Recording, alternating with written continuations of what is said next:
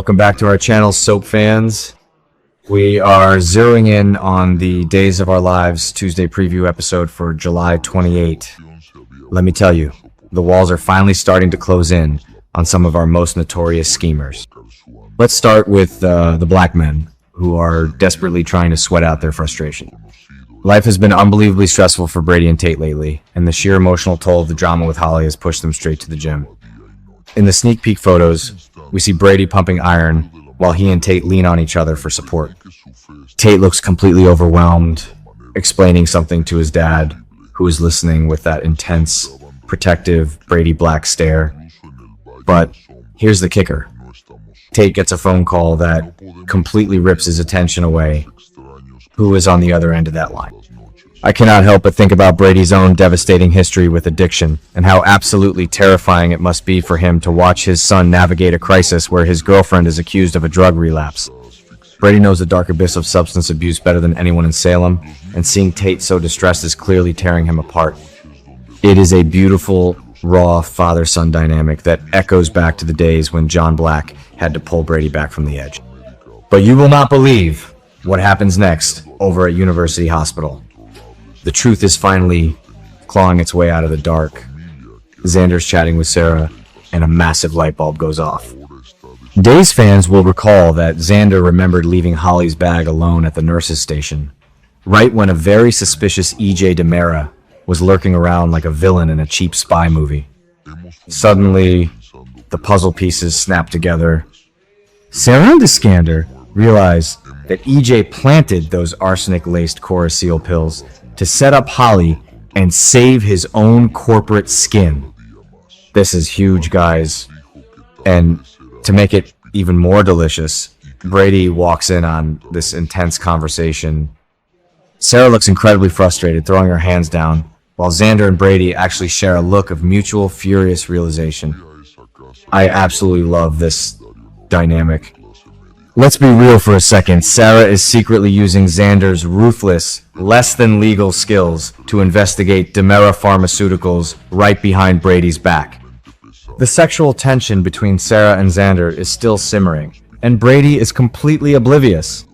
It is a classic soap opera love triangle wrapped in a corporate espionage thriller, and I am here for every single second of it.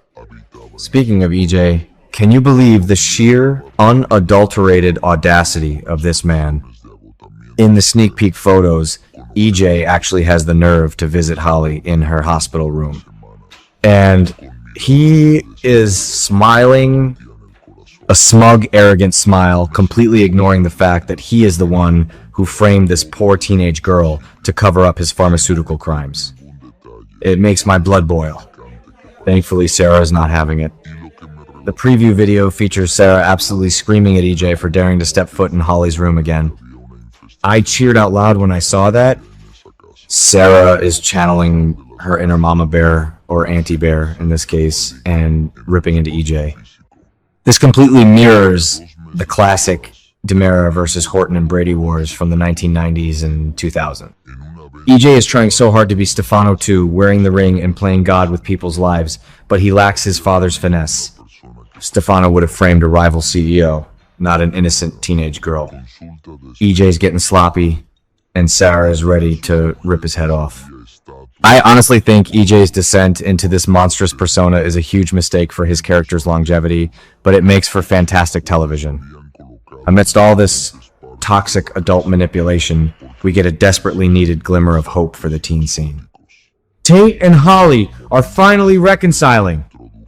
After Tate foolishly accused her of doing drugs again and completely shattered her trust, he is stepping up to make amends. The sneak peek shows Tate bringing Holly an adorable stuffed animal as a peace offering. It is such a sweet, innocent gesture that sharply contrasts with the dark, arsenic-laced reality EJ has plunged them into. A lot of fans think Holly should make Tate grovel a bit more, and I actually agree. Tate should have believed her from the start. However, given how isolated and traumatized Holly has been feeling, even contemplating running away from Salem entirely, she desperately needs an ally. This reconciliation is crucial for her mental health, and it is going to be the catalyst for Tate to join the crusade against EJ once he finds out who really planted those pills. The emotional beats do not stop there. We also get a deeply moving, serious heart-to-heart between Holly and Sarah. In one of the photos, the two of them are locked in a tight, comforting hug. With Nicole off the canvas, Holly has been lacking that fierce maternal protection, and seeing Sarah step into that void is incredibly touching.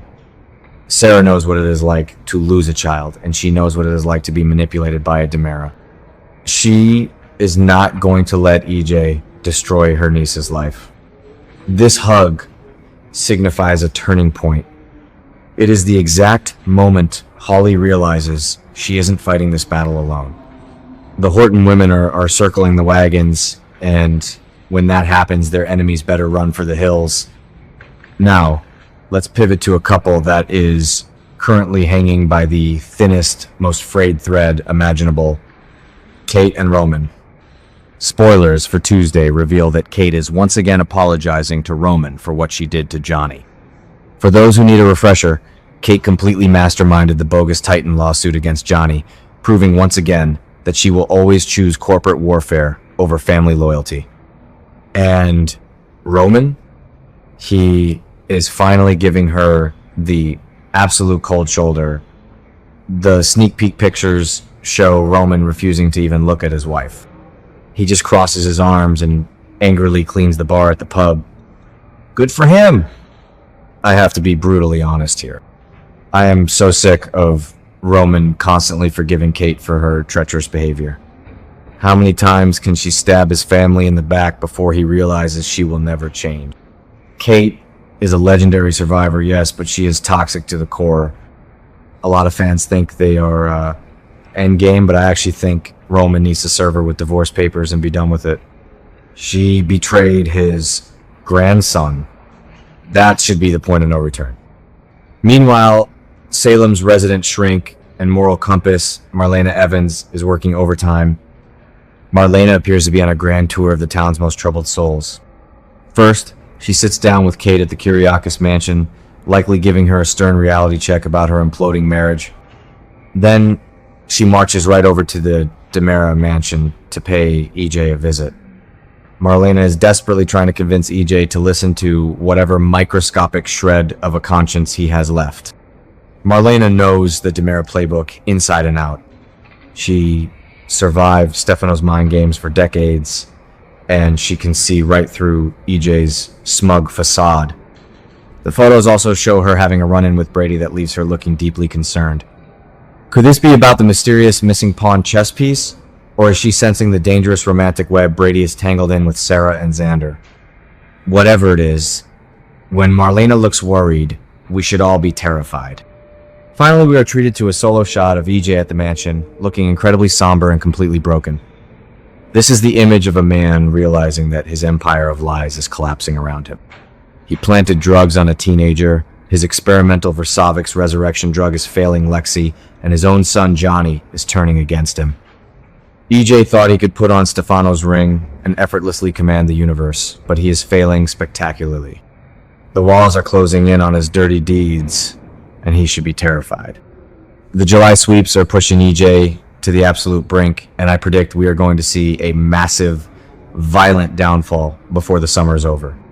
He has alienated everyone, and when the truth about Holly's bag comes out, the combined wrath of the Hortons, Bradys, and Kyriakises will be biblical. It is going to be a spectacular crash and burn, and I cannot wait to watch every glorious second of it